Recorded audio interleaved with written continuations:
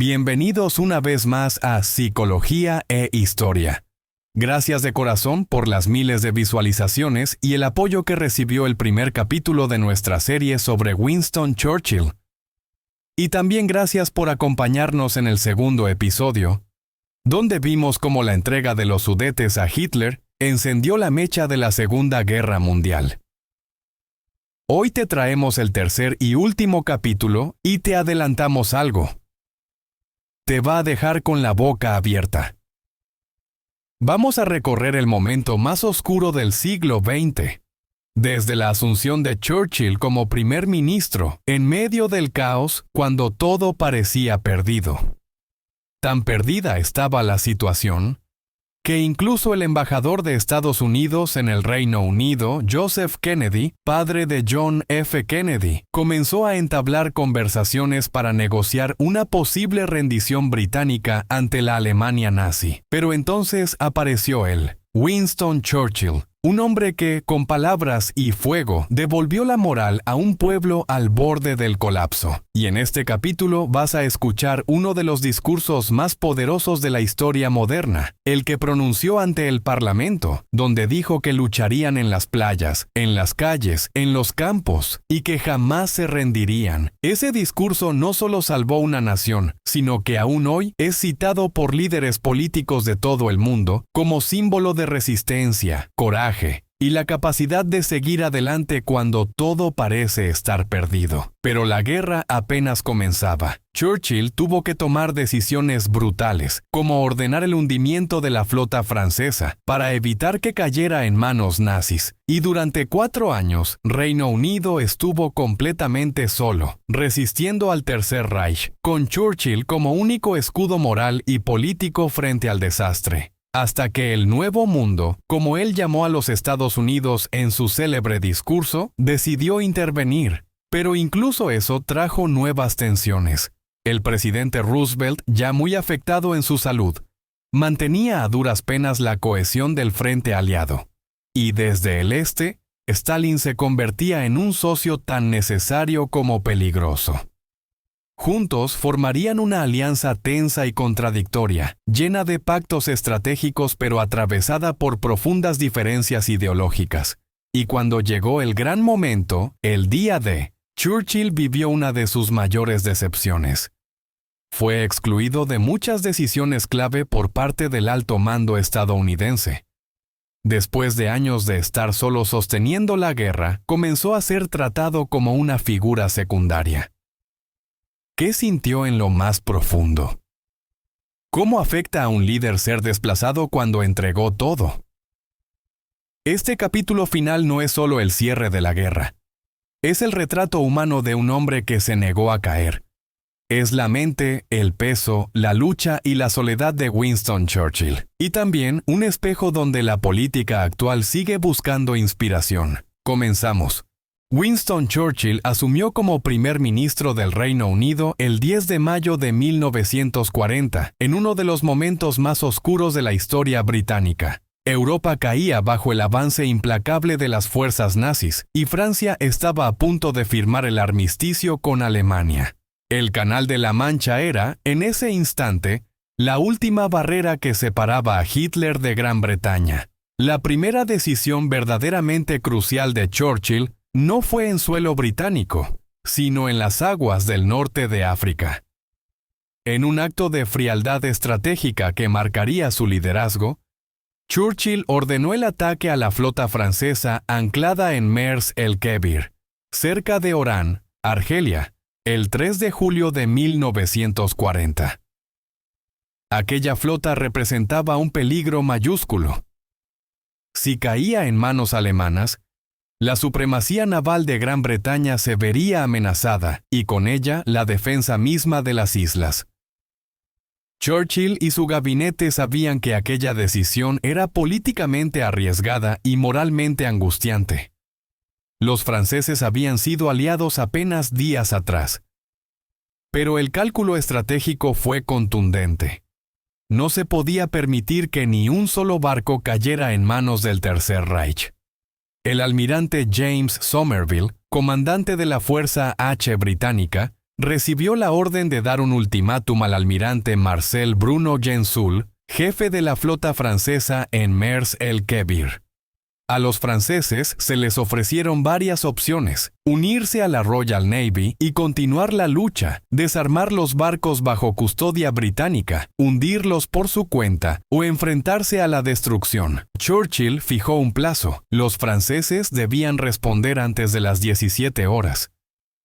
Durante esas horas de tensa espera, se intercambiaron mensajes, se enviaron emisarios, y se apeló a la camaradería entre viejos aliados. Gensoul, sin embargo, creyó que Somerville no dispararía. Subestimó la determinación de Churchill. A las 17:25, la diplomacia expiró. La Royal Navy abrió fuego. En minutos, las aguas del puerto se convirtieron en una trampa mortal. El acorazado Bretagne explotó y se hundió con más de 1000 hombres a bordo. Otras embarcaciones fueron alcanzadas, algunas trataron de escapar, otras fueron saboteadas por sus propias tripulaciones. El ataque dejó más de 1300 marineros franceses muertos y causó un escándalo internacional, pero también envió un mensaje brutal y claro: Gran Bretaña no se rendiría, no vacilaría y estaba dispuesta a tomar decisiones drásticas para sobrevivir. Fue una decisión que fracturó la relación con la Francia de Vichy, pero solidificó la imagen de Churchill como un líder implacable ante la amenaza nazi. En las memorias de Churchill, esa jornada aparece marcada por la palabra dolor. No fue una acción que celebró, pero sí defendió con convicción. La historia lo recordaría como el día en que el nuevo primer ministro británico dejó claro que la guerra sería total, sin concesiones, y que él no dudaría en sacrificar lo necesario para salvar a su nación. Porque fue criticado Gensoul, falta de decisión para evitar el ataque. Gensoul recibió una advertencia diplomática y un ultimátum del almirante británico James Somerville, quien exigía que la flota francesa se uniera a los británicos, se dirigiera a territorios neutrales, o se autohundiera para no ser capturada por Alemania.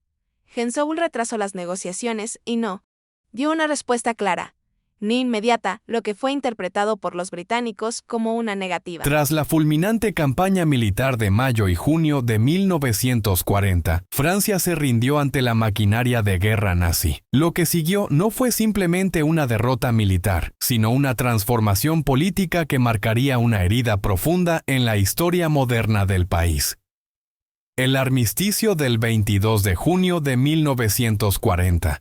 Firmado con Alemania en el mismo vagón de tren en Compiègne, donde los alemanes habían capitulado al final de la Primera Guerra Mundial.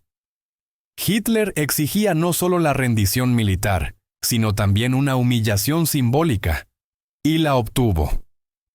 El acuerdo establecía una división de Francia: el norte y el oeste, incluida París, quedaron bajo ocupación directa alemana.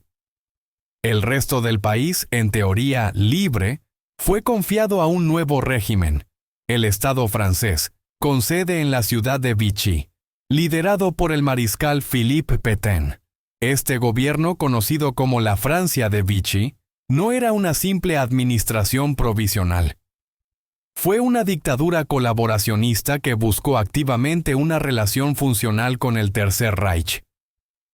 A diferencia de otros países ocupados que mantuvieron gobiernos en el exilio o estructuras de resistencia activa, Francia fue la única gran potencia europea en firmar un acuerdo formal y voluntario de colaboración con Hitler, bajo el pretexto de preservar cierta soberanía y evitar una ocupación total. Vichy aceptó cooperar política, económica y policialmente con los alemanes. Se prohibieron los partidos políticos. Se instauró una ideología nacionalista, católica y autoritaria, y se persiguió a los opositores. La relación con el Reino Unido se fracturó casi inmediatamente. Para Churchill, la firma del armisticio y el surgimiento del régimen de Vichy representaban una traición. El 3 de julio, solo 11 días después del acuerdo con Alemania, la Royal Navy atacó la flota francesa anclada en Mers el-Kébir para evitar que cayera en manos alemanas. Fue una tragedia entre antiguos aliados, pero también una declaración clara de que Gran Bretaña seguiría luchando sola si era necesario. En ese contexto surgió Charles de Gaulle, un general poco conocido que rechazó el armisticio y huyó a Londres. Desde allí lanzó, el 18 de junio de 1940, su célebre llamado a la resistencia.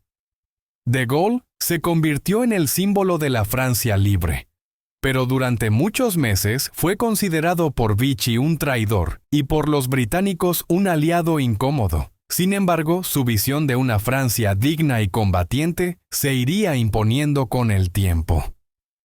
Mientras tanto, la colaboración con el régimen nazi no se limitó al plano simbólico o ideológico.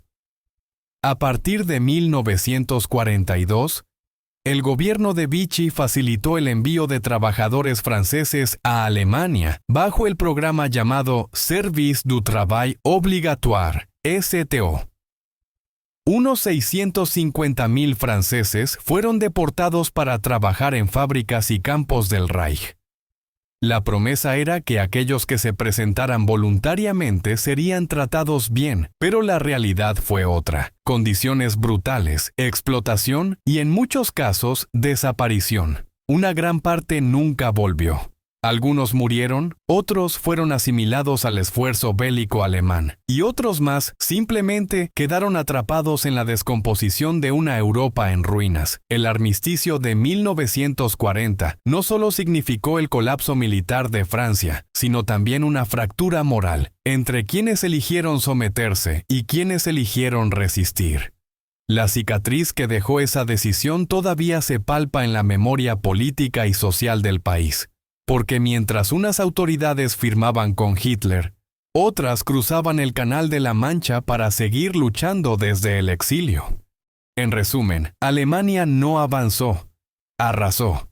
El 1 de septiembre de 1939 invadió Polonia con un ejército moderno, veloz y despiadado. En apenas 27 días, Varsovia fue tomada y Polonia partida en dos junto a la Unión Soviética. El mundo se declaró en guerra, pero durante meses nada se movió en Occidente. Fue la llamada Guerra de Broma. Hasta que, en la primavera de 1940, el rayo cayó sobre el norte. El 9 de abril, Noruega fue invadida.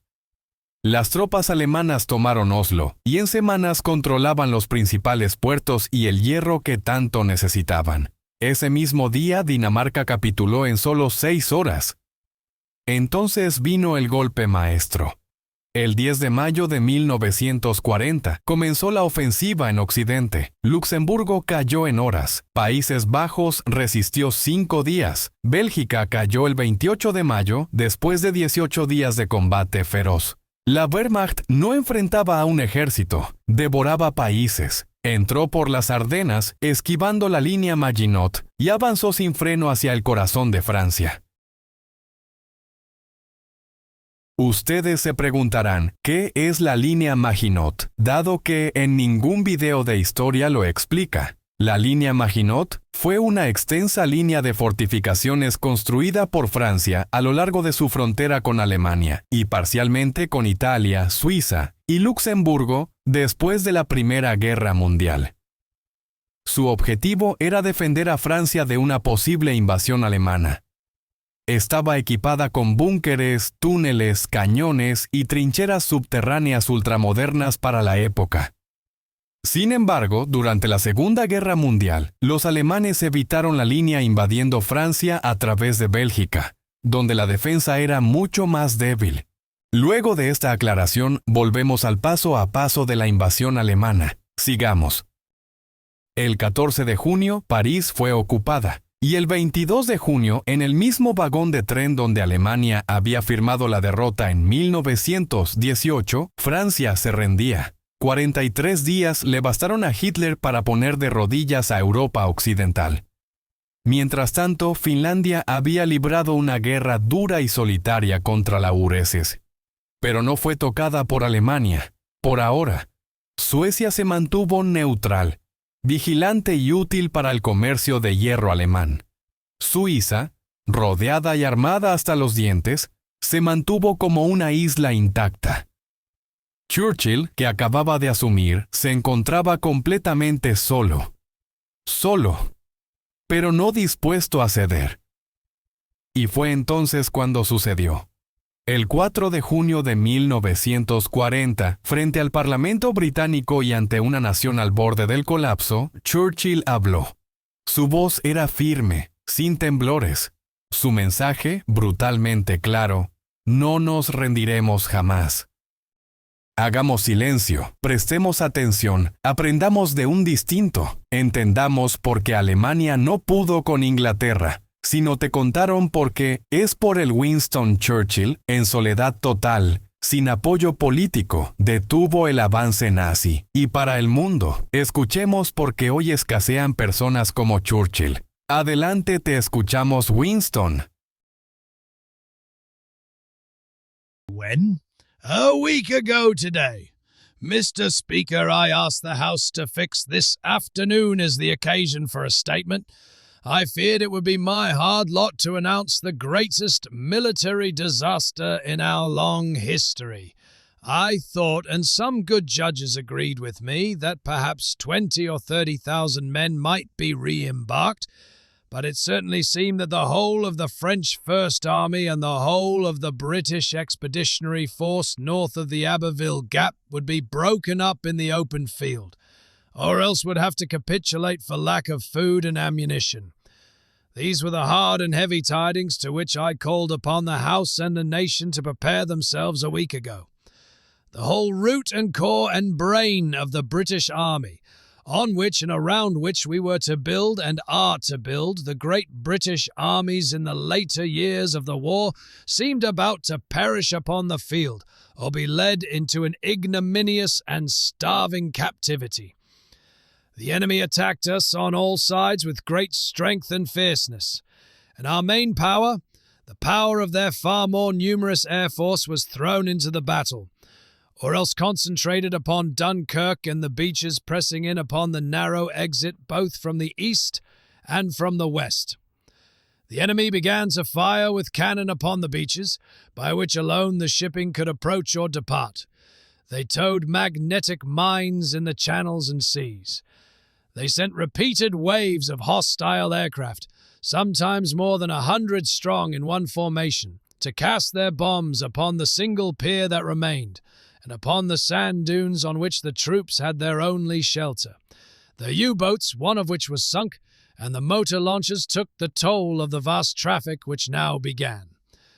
For 4 or 5 days an intense struggle reigned all their armoured division, or what was left of them, together with great masses of infantry and artillery, hurled themselves in vain upon the ever-narrowing, ever-contracting appendix within which the British and French armies fought. Meanwhile, the Royal Navy, with the willing help of countless merchant seamen, strained every nerve to embark the British and Allied troops. 220 light warships and 650 other vessels were engaged. They had to operate upon the difficult coast, often in adverse weather, under an almost ceaseless hail of bombs and an increasing concentration of artillery fire. Nor were the seas, as I have said, themselves free from mines and torpedoes.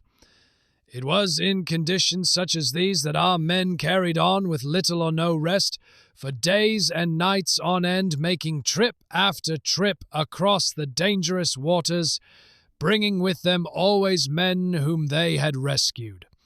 The numbers they brought back are the measure of their devotion and their courage.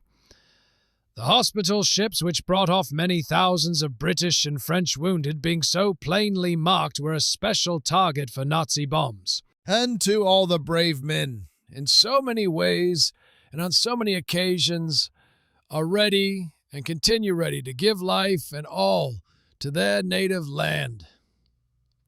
Nevertheless, our thankfulness at the escape of our army and so many men whose loved ones have passed through an agonizing week must not blind us to the fact that what happened in France and Belgium is a colossal military disaster. The French army has been weakened, the Belgian army has been lost, A large part of those fortified lines upon which so much faith had been reposed is gone. Many valuable mining districts and factories have passed into the enemy's possession. The whole of the Channel ports. I need hands with all the tragic consequences that follow from that. And we must expect another blow to be struck almost immediately at us or at France. We are told, sir, that Herr Hitler has a plan for invading the British Isles. This has often been thought of before. When Napoleon led Boulogne for a year, with his flat-bottomed boats and his grand army, he was told by someone, "There are bitter weeds in England." There are certainly a great many more of them since the British Expeditionary Force returned. Sir, I have myself full confidence that if all do their duty, if nothing is neglected, and if the best arrangements are made as they are being made, we shall prove ourselves once more able to defend our island home, to ride out the storm of war, and to outlive the menace of tyranny, if necessary, for years, if necessary, alone. At any rate, that is what we are going to try to do. That is the resolve of His Majesty's government, every man of them. That is the will of Parliament and the nation. The British Empire and the French Republic, linked together in their cause and in their need, will defend to the death their native soil, aiding each other like good comrades to the utmost of their strength. We shall go on to the end. We shall fight in France. We shall fight on the seas and oceans. We shall fight with growing confidence and growing strength in the air. We shall defend our island, whatever the cost may be. We shall fight on the beaches. We shall fight on the landing grounds. We shall fight in the fields and in the streets. We shall fight in the hills. We shall never surrender. And if, which I do not for a moment believe, this island or large part of it were subjugated and starving, then our empire beyond the seas, armed and guarded by the British fleet, would carry on the struggle until, in God's good time, the New World, with all its power and might, steps forth to the rescue and the liberation of the Old. Y luego de dar su increíble discurso que puso de pie psicológicamente a todo Londres, las acciones más importantes de Winston Churchill en 1940 fueron decisivas para la supervivencia del Reino Unido. Pese a estar rodeado por la sombra nazi que se extendía por Europa, Churchill reorganizó el gobierno, fortaleció la alianza con los Estados Unidos a través de un constante intercambio diplomático y militar, y mantuvo la moral de la población durante los intensos bombardeos alemanes, conocidos como el Blitz. ¿Qué fue el Blitz? El Blitz fue la brutal campaña de bombardeos aéreos que Alemania lanzó contra el Reino Unido durante la Segunda Guerra Mundial. Su nombre viene de la palabra alemana Blitzkrieg, que significa guerra relámpago. Comenzó la noche del 7 de septiembre de 1940, cuando más de 300 bombarderos alemanes atacaron Londres. A partir de ese momento, durante 57 noches consecutivas, la capital británica fue golpeada sin descanso. Pero no fue solo Londres.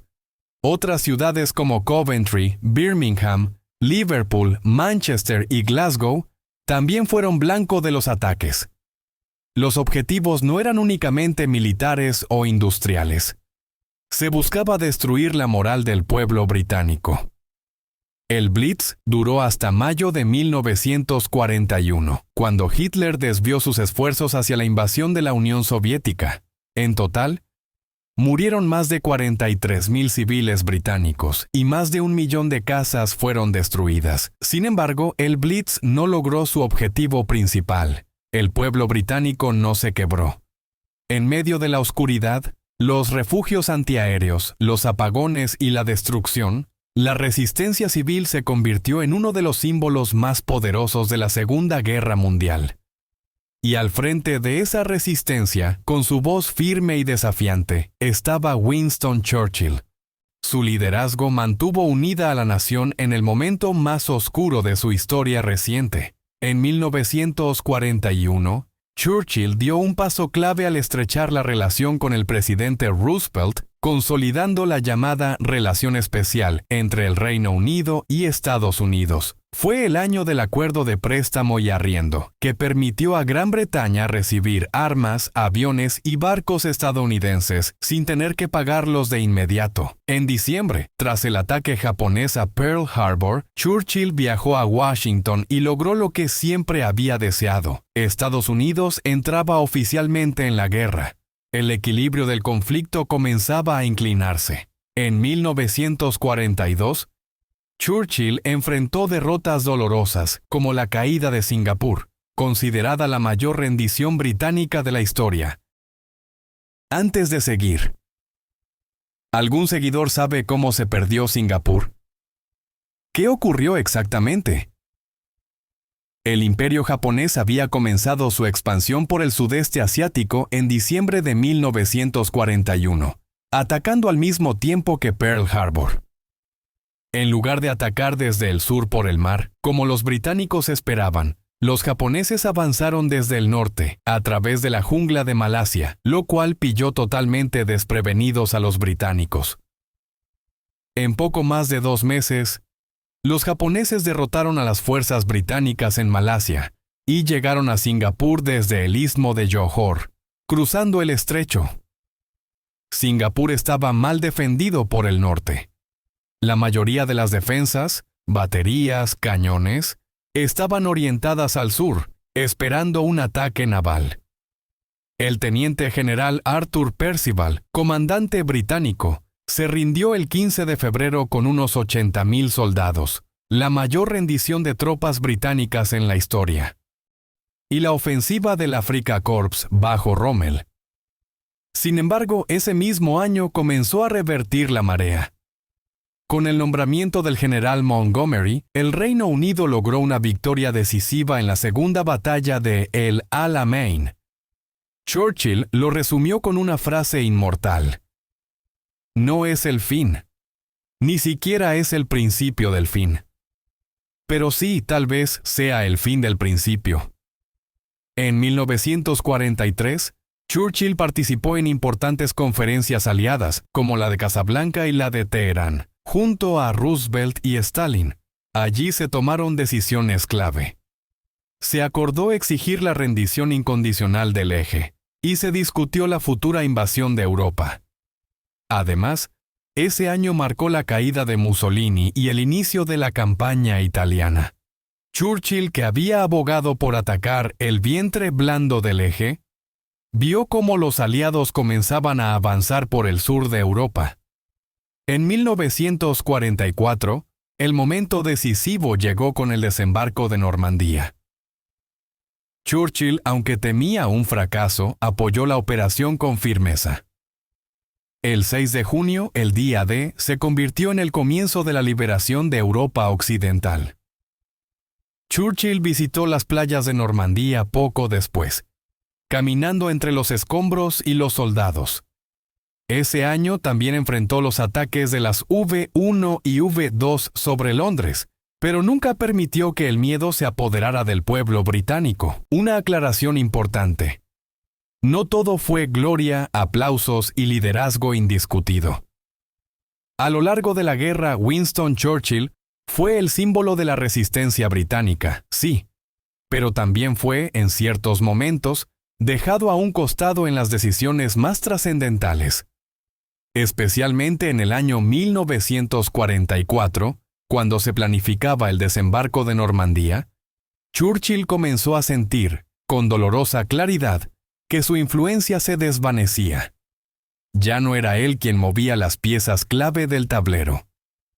Pero mientras las tropas aliadas se preparaban para el mayor desembarco militar de la historia, Winston Churchill, el mismo hombre que había mantenido firme al Reino Unido durante los años más oscuros, comenzó a notar algo que lo perturbó profundamente. Estaba siendo dejado de lado. Las decisiones clave sobre el día D, el momento, el lugar, la estrategia, ya no se discutían principalmente en Londres. Se decidían en Washington y en los cuarteles del alto mando estadounidense.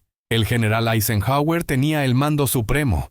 Roosevelt y Stalin delineaban las fronteras del mundo que vendría, y Churchill, que había peleado con uñas y dientes para mantener a Inglaterra en la guerra, comenzaba a ver cómo el protagonismo británico se diluía. No fue un gesto formal ni una exclusión explícita, pero Churchill lo sintió con una claridad hiriente. Los norteamericanos lideraban, los soviéticos avanzaban desde el este, y él, el viejo león, comenzaba a quedar en un segundo plano. Este desplazamiento tuvo un fuerte impacto psicológico. Churchill, orgulloso, combativo, acostumbrado a tomar las riendas, ahora observaba cómo otros definían el destino de Europa. Se preocupaba por el avance del comunismo, por el futuro de Polonia, por la seguridad del Imperio Británico, pero sus advertencias eran recibidas con diplomacia, no con obediencia. Más de una vez, en la intimidad de sus habitaciones en Downing Street o en su refugio de Cherwell, Churchill cayó en silencios prolongados. Escribía, dictaba memorias, repasaba mapas, pero algo en su mirada delataba tristeza. No era solo el peso de la guerra. Era el reconocimiento de que el mundo por el cual había luchado tanto ya estaba cambiando, y que él, quizás, ya no sería quien lo guiara.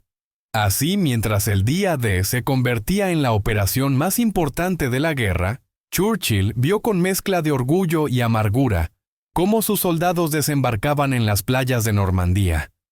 Sabía que estaba presenciando la liberación de Europa. Pero también, sin que nadie lo dijera en voz alta, sabía que estaba presenciando el principio del fin de su propia era. En 1945, la guerra en Europa llegó a su fin. Churchill fue una figura clave en la Conferencia de Yalta, donde se discutió el orden del mundo posguerra. El 8 de mayo, con la rendición de Alemania, el Reino Unido celebró el Día de la Victoria. Churchill, ovacionado por multitudes, dio un discurso desde el balcón del Ministerio de Salud, mientras el pueblo llenaba las calles de alegría. Pero su momento de gloria duraría poco. Apenas 2 meses después, en julio, el mismo pueblo que lo había vitoreado lo dejó fuera del poder. Churchill perdió las elecciones generales frente al Partido Laborista, en lo que fue uno de los episodios más irónicos y crudos de la historia política británica. El único líder que no se quebró ante Hitler. El mismo que mantuvo de pie a una nación entera mientras el resto de Europa caía. Aquel que, con palabras de fuego, había logrado encender el espíritu de resistencia de millones. Ahora era apartado por las urnas. Tal vez fue un símbolo del cansancio de la guerra, de un pueblo que quería reconstrucción más que resistencia. O tal vez, como suele ocurrir, fue simplemente una prueba más de que nadie es profeta en su tierra. Y sin embargo, el tiempo haría justicia. Década tras década, mientras las memorias de la guerra se convertían en historia, la figura de Winston Churchill comenzó a crecer. Su imagen se volvió símbolo de determinación, coraje y liderazgo bajo presión. Los errores políticos quedaron en segundo plano. Su carácter, su oratoria, su visión estratégica y su incansable fe en la victoria lo elevaron al panteón de los gigantes de la historia. Hoy, más de medio siglo después, es citado, estudiado y venerado por políticos de todas las ideologías. Es referente de liderazgo en tiempos de crisis. Y es, sin lugar a dudas, uno de los nombres más grandes del siglo XX. Winston Churchill, el hombre que nunca se rindió, terminó por conquistar no solo la guerra, sino también la eternidad. Esperamos de corazón que hayan disfrutado estos 3 episodios dedicados a Winston Churchill, una de las figuras más complejas y fascinantes del siglo XX. Si les gustó este contenido, no se olviden de suscribirse al canal y activar la campanita, porque como ya se habrán dado cuenta, acá contamos la historia de una forma distinta, dinámica, directa, con un enfoque narrativo que busca mantenerlos atentos de principio a fin. Nos encantaría leer sus comentarios. ¿Qué les pareció conocer la niñez de Churchill, su familia y la dura relación con su madre y su padre, como contamos en el primer capítulo? ¿Les resultó útil entender quiénes eran los Sudetes y por qué fueron clave en el avance nazi en el segundo episodio? Les sorprendió descubrir el verdadero sentido de la línea Maginot en este último. Estos detalles históricos, que muchas veces se pasan por alto, nos ayudan a entender la guerra desde un lugar más humano y profundo. Y eso es lo que buscamos. Analizar la historia con psicología, con contexto, con conciencia crítica. También queremos agradecer profundamente la explosión que tuvo el canal en el último mes. Gracias a cada uno de ustedes por ver, comentar, compartir y acompañarnos en este viaje. Y si todavía no lo hicieron, les recomendamos que entren al canal y se den el lujo de ver la controversial historia de J.K. Rowling, la creadora de Harry Potter. Un episodio que no va a dejarlos indiferentes. Nos vemos en el próximo episodio.